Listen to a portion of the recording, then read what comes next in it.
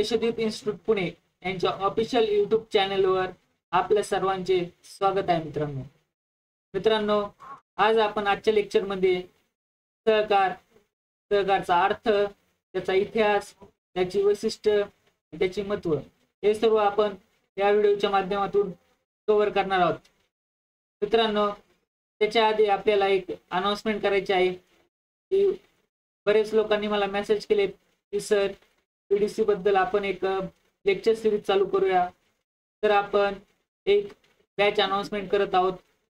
तर मित्रांनो, आपण पीडीसी साठी आपल्या इन्स्टिट्यूट कडून क्लास बॅच अनाउन्स करत आहोत।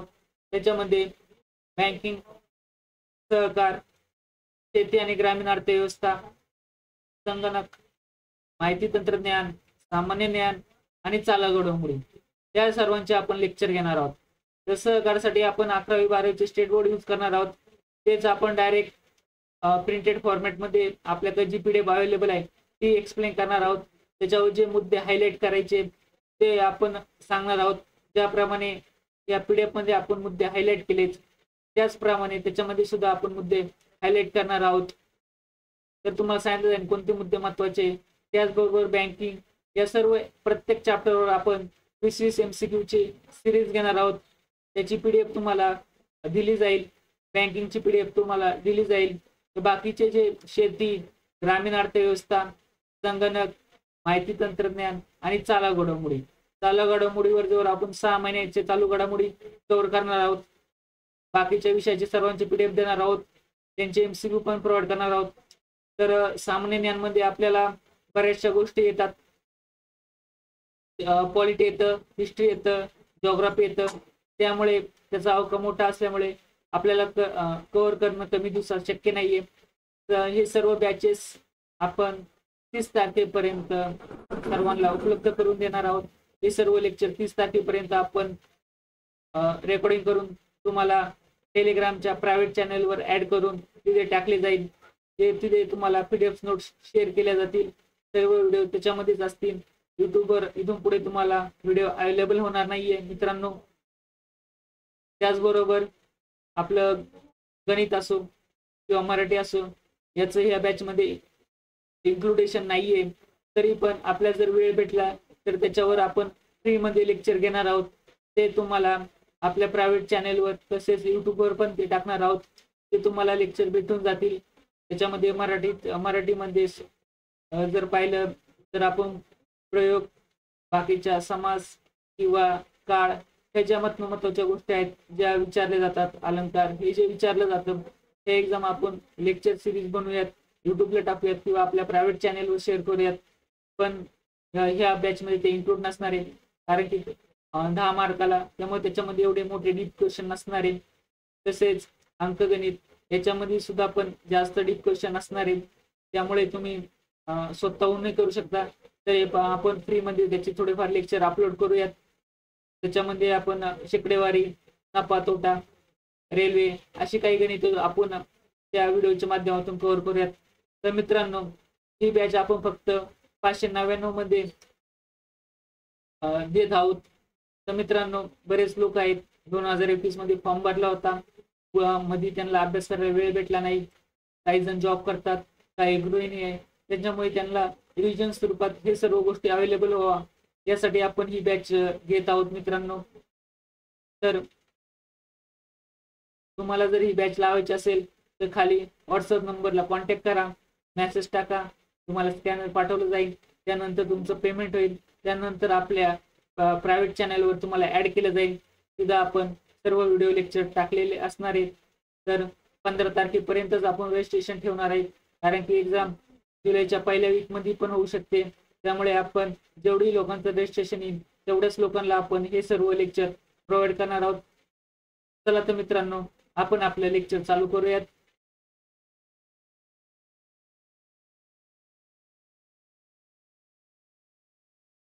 मित्रांनो, हे सहकार, त्याचा अर्थ काय आहे, त्याची वैशिष्ट्य काय, इतिहास काय, महत्व काय, हे सर्व आपण या व्हिडिओच्या माध्यमातून कव्हर करूयात। तर सहकार म्हणजे एकमेकांना मदत करणे, कौटुंबिक व सामाजिक जीवनात एकत्रित राहणे व काम करणे, हेच सहकार याची साधी सिंपल डेफिनेशन ही आहे. तर मित्रांनो, पुढे मी जे हायलाइट केलेले आहे ते PDF वर हायलाइट करून घ्या, कारण की हेच क्वेश्चन तुम्हाला येऊ शकतात. जे गोष्टी महत्त्वाच्या आहेत त्याच मी हायलाइट करून दिलेल्या आहेत. मित्रांनो, पुढे सहकार्याला इंग्रजीमध्ये कॉपरेशन असे म्हणतात. म्हणजे कॉपरेशन हा शब्द कोणता आहे, तर लॅटिन भाषेतून आलेला आहे. त्यामुळे ही भाषा कोणत्या भाषेतून सहकार हा शब्द आलाय, तर लॅटिन. लक्षात ठेवा मित्रांनो, हा विचारू शकतात तुम्हाला कोणत्या भाषेतून आलाय. पुढे कॉपरी या शब्दापासून आला आहे. तर मित्रांनो, हा लॅटिन भाषेतील शब्द कॉपरी या शब्दापासून आलेला आहे, हे लक्षात ठेवा. को म्हणजे काय, को म्हणजे तसं एकत्र, आणि ऑपरी म्हणजे काय, तर कार्य करणे. त्यामुळे कॉपरेशनला काय म्हणतात, तर एकत्रित काम करणे होय. तर मित्रांनो, हे लक्षात ठेवा, कॉपरेशन म्हणजे एकत्रित काम करणे होईल. ते महत्वाचे आहे आपल्यासाठी. याचा MCQ तयार होऊ शकतो. पुढे हे जे अनेक विचारवंत होते त्यांनी सहकाराबद्दल कोणत्या व्याख्या दिल्यात ते तुम्हाला एक्झाम मध्ये विचारू शकतात. ही व्याख्या देऊ शकतात. हे असं पुण्या म्हटलंय असं विचारू शकतात. तर पहिलं नाव आहे H. कॅल्वेट. हे नाव आपल्यासाठी महत्वाचं आहे, हे हायलाइट करून घ्या मित्रांनो. तर मानवी भूमिकेतून व्यक्तीने स्वेच्छेने एकत्र येऊन आपल्या आर्थिक हिताच्या वृद्धीसाठी समानतेच्या तत्वावर स्थापन केलेली संघटना म्हणजेच सहकारी संस्था होय. मित्रांनो, सहकारी संस्थेची व्याख्या आहे, त्यामुळे तुम्ही फक्त एवढंच लक्षात ठेवायचे, मानवी भूमिकेतून व्यक्तीने स्वेच्छेने एकत्र येऊन. एवढं जरी लक्षात ठेवलं तरी तुमच्या लक्षात राहील. नंतर तुम्हाला एक अजून एक दुसरी मेथड आहे की H. कॅल्वेट यांनी आर्थिक हिताच्या वृद्धीसाठी समानतेच्या तत्वावर स्थापन केलेली संघटना म्हणजे सहकारी संस्था, हे असं पण लक्षात ठेवू शकता. पूर्ण डेफिनेशनची गरज नाही. याच्यातले थोडेफार कीवर्ड जरी तुम्ही लक्षात ठेवले तरी तुम्हाला हे सर्व गोष्टी लक्षात राहणार आहेत. तर लक्षात ठेवा H. कॅल्वेटची व्याख्या. पुढे आपल्यासाठी महत्वाची व्यक्ती आहे श्री व्यंकटलाल मेहता. तर याच्यावर MCQ तयार होऊ शकतो की भारतीय सहकारी चळवळीचे प्रणेते कोण आहेत. तर लक्षात ठेवा, व्यंकटलाल मेहता हे भारतीय सहकारी चळवळीचे प्रणेते आहेत. तर त्या व्यक्तीने कोणती व्याख्या दिलेली आहे, सहकाराबद्दल त्यांनी काय म्हटलेलं आहे, तर त्यांनी काय सांगितले, समान गरजा असलेल्या व्यक्तींनी एकत्र येऊन आपल्या समान आर्थिक उद्दिष्टांच्या पूर्ततेसाठी स्वेच्छेने स्थापन केलेली संघटन प्रकार म्हणजे सहकारी संस्था होय. तर मित्रांनो, त्या डेफिनेशन जरी सारख्या वाटत असल्या तरी तुम्ही कीवर्ड लक्षात ठेवा. इथे H. कॅल्वेट साठी आर्थिक हिताच्या वृद्धीसाठी समानतेच्या तत्वावर स्थापन केलेली संघटना असं लक्षात ठेवा. तर तुम्हाला लक्षात ठेवायचे की आपल्या समान आर्थिक उद्दिष्टाच्या पूर्ततेसाठी स्वेच्छेने स्थापन केलेली संघटना म्हणजे सहकारी संस्था. हे असं जर आपण कीवर्ड लक्षात ठेवले तर आपल्याला समजून जाईल ही व्याख्या कोणी म्हटली होती. तर मित्रांनो, चला आपण तिसरं पाहूयात. तिसरी कुणी व्याख्या दिलेली आहे, तर भारतीय सहकार कायदा. आपल्याला माहिती आहे हा भारतीय सहकार कायदा हा दुसरा सहकार कायदा आहे आपला, कारण की 1904 चा हा पहिला सहकार कायदा आहे. या दुसऱ्या सहकार कायद्यामध्ये काय लिहिलं होतं, तर सहकारी तत्वांना अनुसरून आपल्या सभासदांचे आर्थिक हित संबंध वृद्धिगत करण्याचे ज्या संस्थेचे उद्दिष्ट असते तिला सहकारी संस्था म्हणतात. तर मित्रांनो, सभासदांचे आर्थिक हित संबंध हा कीवर्ड लक्षात ठेवा. त्यामुळे तुम्हाला भारतीय सहकार कायद्यात म्हटलेलं आहे हे लक्षात राहील. पुढचा चौथा, सहकार नियोजन समिती. 1946 ला सहकार नियोजन समिती स्थापन केली होती. या सहकार समितीने काय म्हटलं आहे, त्यांच्या ड्राफ्ट मध्ये काय लिहिलं होतं, तर सहकार हा व्यवसाय संघटनेचा एक प्रकार असून व्यक्ती आपल्या हित रक्षणासाठी समानच्या तत्वावर स्वेच्छेने एकत्र येतात. म्हणजे मित्रांनो, आपल्याला हे लक्षात ठेवायचे आहे की काय म्हटलेलं आहे त्याच्यामध्ये. तर मित्रांनो,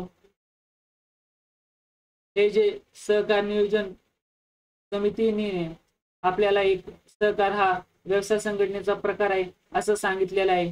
त्यामुळे ते तुम्ही लक्षात ठेवा की सहकार नियोजन समितीने काय सांगितलेले, तर सहकार हा व्यवसाय संघटनेचा एक प्रकार आहे हे लक्षात ठेवा. त्याच्यावरून तुम्हाला सर्व क्लिक होईल की बाबा हे पुण्या म्हटलेलं आहे. पुढचे व्यक्ती, तर प्राध्यापक पॉल लॅम्बर्ट हे आपल्यासाठी महत्वाचे. यांनी काय म्हटले तर स्वतःच्या उपयोगासाठी व्यक्तीच्या समूहाने निर्माण केलेली आणि दिग्दर्शित केलेली, लोकशाही नियमानुसार चालवलेली, सभासद व एकूण समाज यांच्या सेवेसाठी स्थापन केलेली व्यवहार संस्था म्हणजे सहकारी संस्था आहे. तर मित्रांनो, हे लक्षात ठेवायचे आपल्याला की प्राध्यापक लॅम्बर्टने काय म्हटले तर व्यक्तीच्या समूहाने स्थापन केलेली, निर्माण केलेली, दिग्दर्शित केलेली आणि लोकशाही नियमानुसार चालवलेली. आणि समज एवढे जरी कीवर्ड लक्षात ठेवले तरी तुम्हाला ही व्याख्या कोणी म्हटले एवढं लक्षात राहील.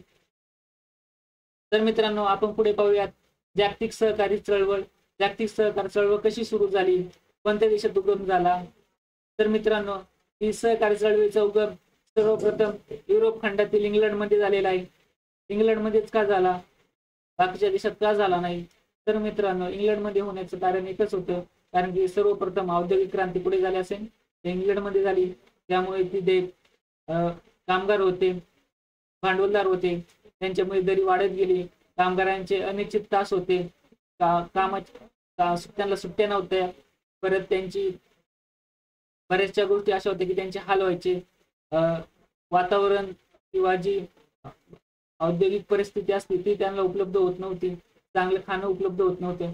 त्यामुळे काय झालं की ही सहकार चळवळ त्याच्यातून सुरुवात झाली, कारण की जे दुर्बळ घटक होते ते एकत्र आले आणि त्यांनी सहकार संस्था स्थापन केल्या आणि त्याच्यातून पुढे इंग्लंडमध्ये सहकार चळवळीला सुरुवात झाली. तर मित्रांनो, सहकार चळवळीचा उगम पुढे झाला असेल तर युरोप खंडातील इंग्लंडमध्ये झालाय. हे हायलाइट करून घ्या, हे आपल्या एक्झामच्या दृष्टीने महत्वाचं आहे मित्रांनो. पुढचा मुद्दा काय तर मित्रांनो, भांडवलशाही समाज व्यवस्था व नफेखोरीच्या प्रवृत्तीमुळे सहकार या संकल्पनेचा उदय झाला. तर आपण मागाशी एक्सप्लेन केलेलं आहे, भांडवलशाही आणि गरीब लोक म्हणजे दुर्बल घटक यांच्यामुळे जो संघर्ष आहे त्या संघर्षातूनच सहकार चळवळीचा उगम झालेला आहे. तर मित्रांनो, पुढील ही व्यक्ती आहे सर रॉबर्ट ओवेन. हे आपल्यासाठी महत्वाचे आहे, कारण सर रॉबर्ट ओवेन यांनी कामगारांच्या सहकारी संस्था स्थापन केल्या होत्या आणि सहकारी तत्वाचा प्रत्यक्ष व्यवहारात त्यांनी यशस्वी वापर केला होता. त्यामुळे त्यांनी सहकारचा पाया रचला होता इंग्लंडमध्ये. तर लक्षात ठेवा, आधुनिक सहकारी चळवळीचे जनक कोण मानले जातात तर सर रॉबर्ट ओवेन. हे आपल्यासाठी महत्वाचे व्यक्ती आहे. तर मित्रांनो, पुढचा मुद्दा काय तर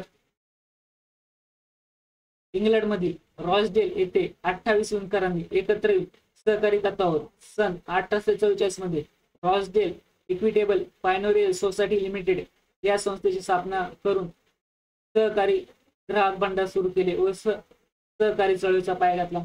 तर आपल्या दृष्टीने रॉसडेल इक्विटेबल पायनोरियल सोसायटी लिमिटेड हे महत्वाचं आहे, हे रॉसडेल ठिकाण महत्वाचं आहे.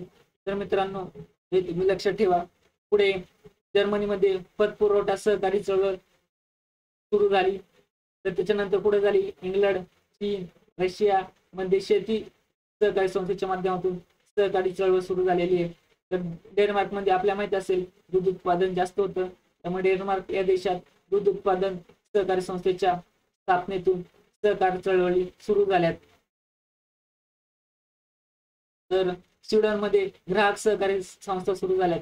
अशा प्रकारे बऱ्याच देशामध्ये सहकारी चळवळी सुरू झालेल्या आहेत.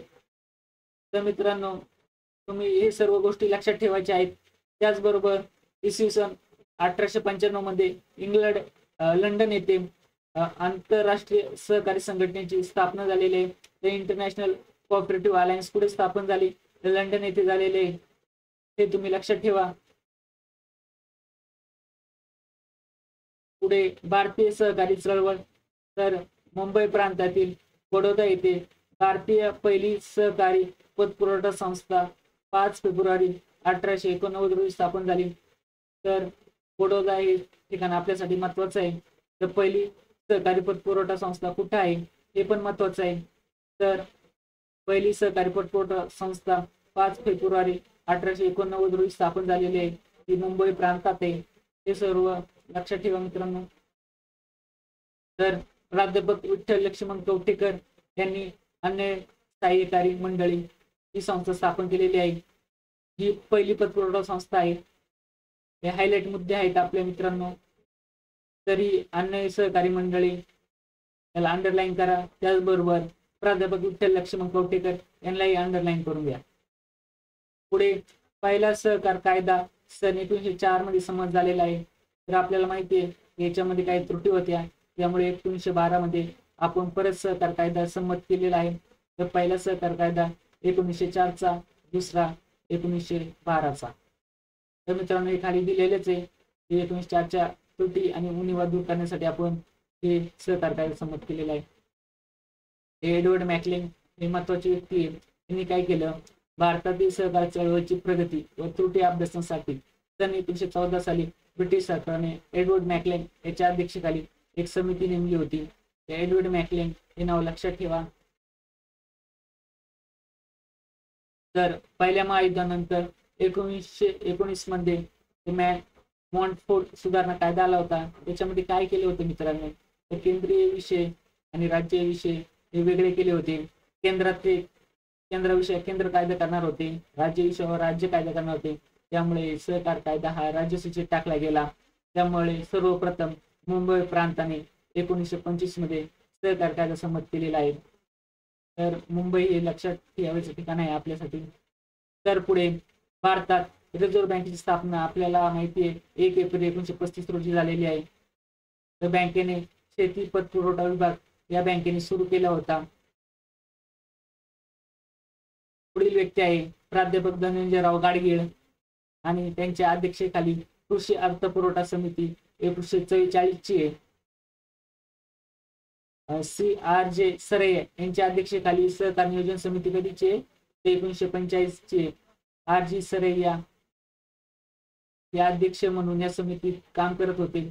तर हे व्यक्ती आपल्यासाठी महत्वाचे. तसेच धनंजय गाडगीळ कृषी अर्थपुरवठा समिती 1944 ची, हे सर्व हायलाइट मुद्दे महत्वाचे आपल्यासाठी. पुढे बँकिंग सोयी व सुधारणासाठी सरकारने पुरुषोत्तमदास ठाकूरदास यांच्या अध्यक्षतेखाली ग्रामीण व बँकिंग चौकशी समिती 1949 नेमली आहे. पुढचा मुद्दा काय, 1951 मध्ये ग्रामीण कर्ज पुरवठ्याचा अभ्यास करण्यासाठी शिफारस करण्यासाठी अखिल भारतीय ग्रामीण पतपुरवठा समिती पाणी समिती कधीची आहे, तर डॉक्टर ND गोरावाला यांची कधीची आहे, 1951 ची आहे. यांची अध्यक्ष होते, कोण होते, ND गोरावाला हे अध्यक्ष होते. तर 1954 मध्ये या समितीने आपला अहवाल सरकारकडे दिला होता. त्या अहवालामध्ये त्यांनी काय म्हटलं होतं, तर सहकार अयशस्वी ठरला आहे, तर तथापि तो यशस्वी झालाच पाहिजे. म्हणण्याचा मुद्दा काय त्यांचा, की सहकार जरी आता अयशस्वी असेल तर पुढे जाऊन यशस्वी हा केलाच पाहिजे, कारण की सहकाराचं महत्व खूप आहे. पुढे महाराष्ट्रातील सहकार चळवळी, तर महाराष्ट्र हे सहकार क्षेत्रातील पुढारलेले राज्य आहे. तर आपल्याकडं सहकार संस्थेचं मोठं जाळ आहे. आपल्याकडं सहकारी पतपुरवठा संस्था आहे, बिगर कृषी पतपुरवठा संस्था आहे, विपणन सहकारी संस्था आहे, ग्राहक सहकारी संस्था आहे, त्याचबरोबर सेवा सहकारी संस्था आहे, मजूर सहकारी संस्था, गृहनिर्माण सहकारी संस्था, या प्रकारच्या सहकारी संस्था आहे. हे प्रकार सहकारी संस्थेचे.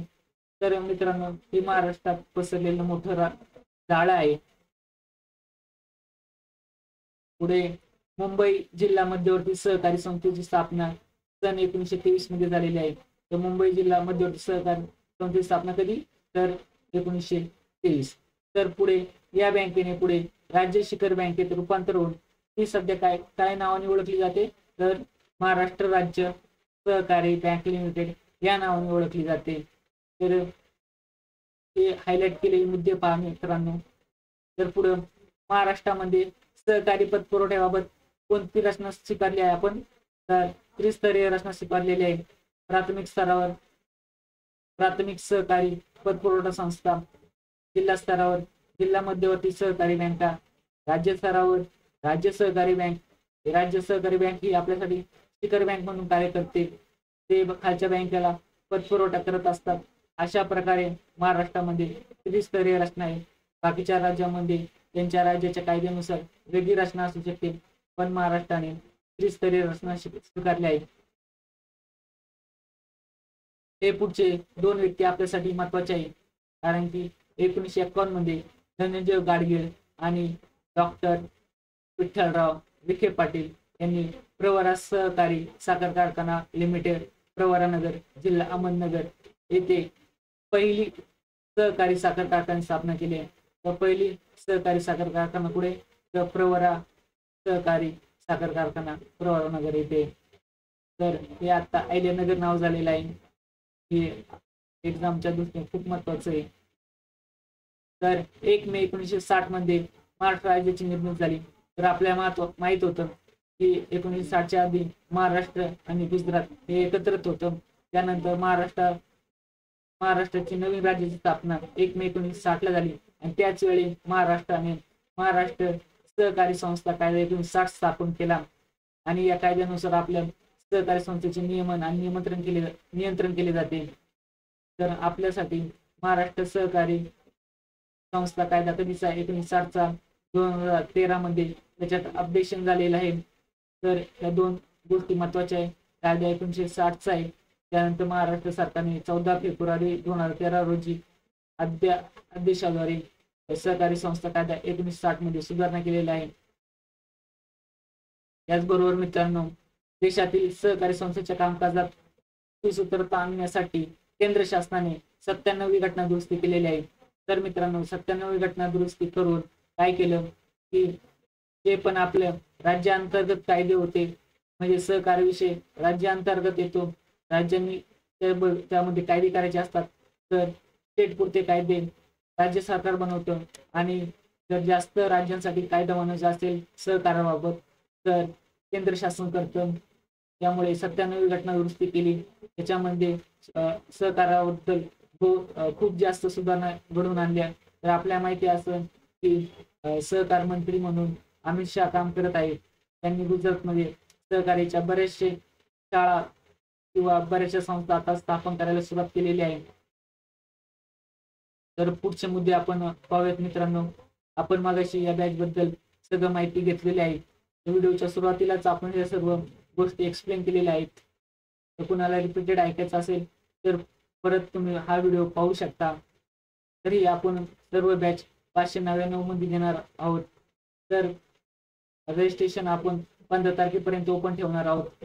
तर हा आपला कॉन्टॅक्ट डिटेल आहे.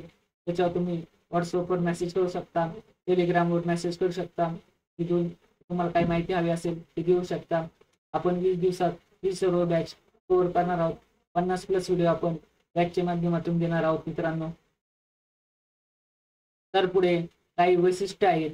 तर सहकारचे पुढे काय वैशिष्ट्य आहे ते आपण पुढे पाहूयात. तर सर्वात महत्वाचं असं तर व्यक्तीचे संघटन महत्वाचे आहे. सहकारामध्ये आर्थिकदृष्ट्या दुर्बळ व्यक्ती आपल्या समान गरजा सामूहिकरित्या भागवण्यासाठी एकत्र येऊन सहकारी संस्थेची स्थापना करतात. म्हणजे जे दुर्बळ घटक असतात, गरीब असतात, ते एकत्र येतात आणि एक संस्था स्थापन करतात. सहकारी तत्व काम करते. म्हणजे प्रत्येक जण सर्वांसाठी आणि सर्वजण प्रत्येकासाठी या तत्वानुसार ते काम करतात. तर सर्व सभासद संस्थेचे मालक असतात. याच्यावर MCQ तयार होतं की हे कोणतं संघटन आहे सहकार संस्थेचं, व्यक्ती संघटन आहे आणि या सहकाराचे मालक कोण असतात, तर सभासद या सहकाराचे मालक असतात. हे महत्वाचं आहे. सहकारी संस्थेत भांडवलापेक्षा व्यक्ती म्हणजे सभासद हा महत्वाचा घटक आहे. तर हे MCQ तयार होतो की सहकारी संस्थेत भांडवलापेक्षा ... हा घटक महत्वाचा आहे, तर व्यक्ती महत्वाचा आहे. पुढे सहकारी संस्था कायदा आपण मागाशी पाहिलाय 1960 चा आहे. त्यानुसार सहकारी संस्था स्थापन करण्यात आल्यात. त्यांनी सांगितले सहकारी कायद्यामध्ये की वेगवेगळ्या कुटुंबातील 10 व्यक्ती आवश्यक असतात. एकाच कुटुंबातील 10 नको आहेत, तर वेगवेगळ्या कुटुंबातील 10 व्यक्ती किमान सांगितल्यात. जास्तीत जास्त किती असू शकतात, पण किमान किती आहे 10 व्यक्ती. हे 10 व्यक्तीचा आकडा लक्षात ठेवा. काय आहे, ऐच्छिक संघटना आहे. म्हणजे जात, धर्म, पंथ, लिंग, आर्थिक परिस्थिती याचा विचार केला जात नाही. तर सहकारी संस्थेत सभासद होण्यासाठी अथवा सभासदत्व रद्द करण्यासाठी कोणत्या व्यक्तीवर कोणत्याही प्रकारची सक्ती केली जात नाही. त्यामुळे ही ऐच्छिक संघटना होते. तर जे सहकारी संस्था आहे तो कोणत्या संस्थेचा प्रकार आहे, तर ऐच्छिक संघटन आहे. त्यामुळे मित्रांनो आपल्याला हे व्यक्तीचे संघटन, ऐच्छिक संघटन हे मुद्दे लक्षात ठेवायचे. तर समान आर्थिक उद्दिष्ट, समान गरजा असणाऱ्या व्यक्ती आपल्या उद्दिष्टपूर्तीसाठी एकत्र येऊन सहकार संस्थेची स्थापना करतात. उद्दिष्ट कोणतं असतं? समान उद्दिष्ट असते. चौथा मुद्दा पाहिला तर लोकशाही संघटने. तर सहकारी संस्था ही एक लोकशाही ही संघटना आहे. लोकशाही संघटन प्रमाणे याच्यामध्ये काम चालतं. तर सहकारामध्ये भांडवलापेक्षा कोणाला महत्व असेल तर व्यक्तीला महत्व आहे. व्यक्तीचं एक व्यक्ती एक मत या तत्वाचा अवलंब केला जातो. तो लोकशाही कारभार हा सहकाराचा गाभा आहे. लोकशाही हा कायचा गाभा आहे? तर सहकाराचा गाभा आहे. पुढे पाचवा मुद्दा काय? समानता आहे. तर सहकारी संस्थेचे सभासदत्व देताना त्या व्यक्तीची जात, धर्म, वर्ण, लिंग, आर्थिक परिस्थिती, सामाजिक प्रतिष्ठा इत्यादी बाबीचा विचार केला जात नाही. तर म्हणून समानता हा सहकारचा पाया मानला जातो. तर सहकारचा पाया काय मानला जातो? समानता. आणि सहकारचा गाभा कोणता आहे? तो लोकशाही कारभार. हे याच्यामध्ये सरमिसळ करू नका. लोकशाही कारभार सहकारचा गाभा, समानता हा सहकारचा पाया. सहावा मुद्दा काय आहे? आर्थिकदृष्ट्या दुर्बळ घटक यांचे एकत्रीकरण. म्हणजे आर्थिकदृष्ट्या दुर्बळ व्यक्ती सहकारी संस्थेच्या माध्यमातून एकत्र येऊन आपली शक्ती वाढवू शकतात. म्हणजे दुर्बळ घटक असतात. समजा 10 ते 20 शेतकरी ते एकत्र आले, त्यांनी एक संस्था स्थापन केली. सर्वांनी त्याच्यामध्ये आपण जे शेअर असतात ते टाकले. त्याच्यातून ज्यांना गरज लागली त्यांनी कर्ज घेतलं, नंतरून व्याजासहित ते कर्ज फेडलं. अशा प्रकारे सहकारी संस्था काम करतात. आणि हे जे आर्थिक दुर्बळ घटक असतात, म्हणजे शेतकरी समजा आर्थिक दुर्बळ आहेत, ते आपला विकास करून येऊ शकतात. तर पुढचा मुद्दा आहे सेवा उद्देश. तर सहकारी संस्थेचा मुख्य उद्देश कोणता आहे? तर सेवा देणे आणि नफा मिळवणे हा कोणता उद्देश त्यांचा? दोन उद्देश आहे. परंतु ते व्यवस्थापन खर्च भागेल इतका नफा सहकारी संस्था मिळवतात. म्हणजे सहकारी संस्था ज्या आहेत, समजा कृषी सहकारी संस्था आहेत, पण त्यांना दैनंदिन काम करण्यासाठी त्यांना कर्मचारी लागतात, जागा लागते. याचा जो खर्च भागवायचा असतो तो त्याच्यामधून भागवत असतात. त्यामुळे फक्त नफा करणे मिळवणे हा त्यांचा उद्देश नाहीये. तर सभासदांना सेवा देणे हा त्यांचा उद्देश आहे. त्याचबरोबर व्यवस्थापनाचा खर्च ते त्याच्यातून काढून घेत असतात. त्यामुळे ते व्यवस्थापन खर्च त्याच्यामध्ये ते नफ्यामध्ये इन्क्लूड करत नाहीये. जेवढा नफा भेटेल वार्षिकली ते सभासद असतात त्यांना वाटून देतात. अशा प्रकारे सहकारी संस्थेचे कार्य चालू राहते. पुढे जर पाहिलं, परस्पर सहाय्यातून स्वसहाय्य. एकमेकांना सहाय्य करू अवघे धरू सुपंत या तत्वानुसार सभासद स्वतःचे आर्थिक हित व विकास एकमेकांच्या मदतीने करून घेतात. तर परस्पर सहकार्य राहतं. जसं आपण एखादा साखर कारखाना पाहिला, त्याच्यामध्ये शेतकरी सभासद असतात. ते सभासद त्याच्यामध्ये त्यांचे शेअर असतात. एकत्र त्यांची निवडणूक होते, हे चेअरमन निवडून देतात. सहकारी साखर कारखाना हा त्याच प्रकारचा एक प्रकार आहे. त्यामुळे ते सहकारी साखर कारखाना सुद्धा सभासद असतात, ते एकमेकांना मदत करतात. आपला ऊस असेल, सभासदांचा ऊस असेल किंवा बाहेरचा ऊस असेल, तो त्या सहकारी संस्थेत देतात, म्हणजे साखर कारखान्यात देतात. आणि ते स्वतःचा आर्थिक हित आपलं विकास घडवून आणतात. तर मित्रांनो, पुढे पहिलं तर मध्यस्थांचे उच्चाटन. आपल्याला माहिती आहे, कारण मध्यस्थाकडून व्यवहारामध्ये नफा घेतला जातो, वस्तूची किमती वाढवतात, मध्यस्थ भेसळ करतात, कमी वजन मापे, फसवणूक आदी अनिष्ट व्यापारी प्रथांचा अवलंब करतात. सहकारी संस्था मात्र थेट उत्पादकाकडून वस्तू खरेदी करतात आणि सभासदांना ग्राहकांना पुरवतात. तर मित्रांनो, समजा आपण उदाहरण घेतलं सहकारी साखर कारखान्याचं, ते आपल्याकडून ऊस घेतात. त्याच्यामुळे कसं होतं, जसा खाजगी साखर कारखाना असेल तर ते आपल्या किमती वाढवू शकतात, साखरेमध्ये भेसळ करू शकतात, वजन मापेमध्ये फरक करू शकतात. त्यामुळे सहकारी साखर कारखाना जर स्थापन केला तर ते डायरेक्ट शेतकऱ्याकडून माल विकत घेतात आणि डायरेक्ट ग्राहकांपर्यंत पोहोचवतात. त्याचं साखर उत्पादन दुकानदाराच्या माध्यमातून आपल्या ग्राहकांकडे पोहोचवते. त्यामुळे सहकारी साखर कारखान्यात भेसळ कमी होते, वजनमापातील त्रुटी असतात त्या निघून जातात. त्यामुळे अशा प्रकारे या सहकारी संस्थेच्या माध्यमातून मध्यस्थाचे उच्चाटन होते. त्यामुळे हा मुद्दा आपल्यासाठी महत्वाचा आहे. मध्यस्थाचे उच्चाटन हे सहकारीच्या माध्यमातून होत असते. पुढे जर मुद्दा पाहिला, आर्थिक व सामाजिक चळवळी म्हणजेच समाजातील आर्थिक दुर्बल घटक आपल्या दुर्बलतेवर मात करून स्वतःचा विकास साधण्याकरता एकत्र येऊन सहकारी संस्थेची स्थापना करतात. आपण मागाशी पाहिलेले 10 ते 20 जण समजा एकत्र आले आणि त्यांनी सहकारी संस्था स्थापन केल्या आणि आपला आर्थिक विकास करून घेतला. जेव्हा कर्ज लागेल तेव्हा कर्ज घेतलं. त्याप्रमाणे महिलांचा बचत गट काम करतो, त्याचप्रमाणे ही सहकारी संस्था काम करत असते. जशी महिलांच्या बचत गटामध्ये आपण आपल्याला गरज लागल्यावर पैसे काढून घेतो, त्याच्यातून ते कर्ज स्वरूपात घेतो आणि आपण महिन्यानंतर त्याच्यावर काहीतरी 2% 3% व्याज घेतो, तो भरून टाकतो. तशाच प्रमाणे सहकार संस्थेच्या माध्यमातून सुद्धा आपण कर्ज घेतो, आपला आर्थिक विकास करतो. जर शेतकरी असेल तर बियाणे खरेदी करतो, अवजारे खरेदी करतो आणि त्याच्यानंतर आपलं पीक विकून जो पैसे भेटतात तो परत कर्ज प्लस घेतलेलं व्याज याच्या सकट तो सहकारी संस्थेत जमा करतो आणि आपला आर्थिक उत्कर्ष करून घेत असतो. मित्रांनो, पुढे व्यवसाय संघटन प्रकार आपण पाहिलेले की सहकारी संस्थेत देखील इतर व्यावसायिक संघटन प्रकाराप्रमाणे व्यवसाय करणारी एक संघटना आहे. जसं आपण सहकारी साखर कारखाना पाहतो, ती एक व्यापार म्हणूनच काम केली जाते. तशाच प्रकारे सहकारामध्ये हा एक व्यावसायिक संघटन प्रकार आहे, परंतु तिचा हेतू नफा मिळवणे नसून सेवा देणे, सभासदांचे हित जोपासणे. सहकारी साखर कारखाना ज्याप्रमाणे सेवा देतं, की सभासदांचं हित जोपासतं, वार्षिक जर नफा झाला असेल तो लोकांना प्रोव्हाइड करतं. आपले सभासद असन त्यांना ते शेअर स्वरूपात ते परत रिटर्न केलं जातं. अशा प्रकारे त्यांचं काम चालतं. तर पुढचा आपण मुद्दा कोणता आहे तर सहकाराचे महत्व. सहकाराचे महत्व काय आहे, नेमकं इम्पॉर्टन्स काय, मुद्दे काय आहे.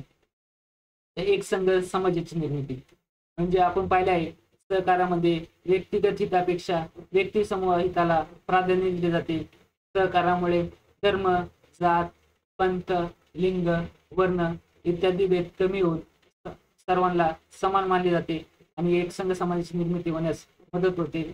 सहकारामधून म्हणजे व्यक्तिगत हितापेक्षा व्यक्ती समूहाच्या हिताला प्राधान्य दिले जाते. पुढे शेतीचा विकास आहे. भारतात प्रामुख्याने आपल्याला माहिती आहे शेती क्षेत्र मोठं आहे. त्या शेती क्षेत्राला पतपुरवठा करण्यासाठी सहकार चळवळ सुरू झाली. म्हणजे सहकार पतसंस्था शेतकऱ्यांना सुधारित बियाणे देते, खते देते, कीटकनाशके, विद्युत पंप, पाईपलाईन, अवजारे इत्यादीसाठी अल्प व्याजाने कर्ज पुरवठा करत असतात आणि त्यानंतर ते कर्जाची परतफेड. औद्योगिक विकासामध्ये मुद्द्यात काय दिले तर कारागीर, लघु व कुटीर उद्योजक एकत्र येऊन औद्योगिक संस्था स्थापन करतात आणि या संस्थेच्या माध्यमातून सभासदांसाठी कच्च्या मालाची खरेदी करतात, पक्क्या मालाची विक्री करतात. या संस्था लघु उद्योग, कुटीर उद्योगांना चालना देतात. सहकारी क्षेत्रामुळे शेती, शेतमालावर प्रक्रिया करणाऱ्या उद्योगांचाही विकास होतो. सहकारी साखर कारखाने, सहकारी सूत गिरण्या, सहकारी तेल गिरण्या इत्यादी प्रक्रिया या संस्था कार्यरत असतात. पुढे रोजगार निर्मिती. सहकार साखर कारखाने, सूत गिरण्या, तेल गिरण्या इत्यादी मध्ये प्रत्यक्ष व अप्रत्यक्षपणे मोठ्या प्रमाणात रोजगार उपलब्ध होतो. तर सहकारच्या माध्यमातून रोजगार निर्मिती पण होते. हे पुढे जर मुद्दा पाहिला आपण तर मक्तेदारीवर नियंत्रण म्हणजे ग्रामीण भागात सावकार शेतकऱ्यांना भरमसाठ व्याजाने कर्ज पुरवठा करतात. सहकारी पतसंस्थेच्या स्थापनेमुळे सावकारांची कर्ज पुरवठ्याची मक्तेदारी कमी होण्यास मदत झाली आहे.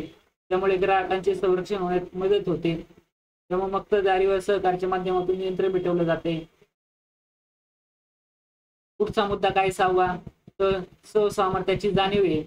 तर समाजातील आर्थिकदृष्ट्या दुर्बल व्यक्तींना परस्पर सहाय्यातून एकत्र येऊन स्वतःचे संरक्षण करू शकतात. त्यामुळे त्यांचा आत्मविश्वास वाढून संघटन आणि व्यवस्थापन कौशल्य इत्यादी गुणांचा विकास होतो. त्यामुळे सहकारी माध्यमातून दुर्बल घटकांना स्वसामर्थ्याची जाणीव होते. न्याय वाटप. सहकारी संस्थेला जो नफा मिळतो, आधिक्य मिळतं, ते सर्व सभासदांना वाटून दिली जाते. जसं आपण सहकारी साखर कारखान्यात जसे आपण शेअर गुंतवले असतात त्याच्यानंतर आपलं वार्षिकी जसं त्या साखर कारखान्याला फायदा भेटतो आणि त्याच्यातली जे नफा असतो ते शेअरच्या माध्यमातून आपल्याला वाटले जातात, तेवढा इन्कम आपल्याला दिला जातो। त्याप्रमाणे हे सहकारी संस्था त्याचप्रमाणे कार्य करत असते। पुढे मध्यस्थांचे उच्चाटन, मगाशी आपण हा मुद्दा कव्हर केलेला आहे। सहकारी संस्था या थेट उत्पादकाकडून माल खरेदी करून प्रत्यक्ष ग्राहकांना विकतात, त्यामुळे मध्यस्थ व व्यापारी साखळी नष्ट होण्यास मदत होते। त्यामुळे या सहकारी संस्थेच्या माध्यमातून मध्यस्थांचे काय होते ते उच्चाटन केले जाते। 9वा मुद्दा आहे खरेदी शक्तीत वाढ। सहकारी संस्था सभासदांना ग्राहकांना चांगल्या दर्जाच्या वस्तू आणि पुरवठा वाजवी किमतीत करतात, त्यामुळे सभासदांची खरेदी शक्ती वाढते। तर शेवटचा जो मुद्दा आहे तो लोकशाही शिक्षण। तर सहकारी संस्थेचे व्यवस्थापन लोकशाही पद्धतीने चालते। सभासदांना सर्वसाधारण सभेला सर्वोच्च अधिकार असतात। सहकारी संस्थेचे सर्व निर्णय सभासदांच्या सभेत लोकशाही पद्धतीने सर्वानुमते घेतले जातात। एक व्यक्ती एक मत या नियमाद्वारे सहकारामध्ये लोकशाही तत्व प्रणाली व्यवस्थापनासाठी वापरली जाते। जसं सहकारी साखर कारखान्यात मंथली किंवा वार्षिकी 6 माहिती सर्व सभासदांची बैठक होत असते, त्याच्यामध्ये काही मुद्द्यावर त्यांचं मत घेतली जातात। प्रत्येक व्यक्तीला सभासदांना एक मत टाकलं जातं, त्याच्या पद्धतीने सर्वानुमते त्याच्यात निर्णय घेतले जातात आणि चेअरमन असो सभासद असो ते निर्णय लागू करतात।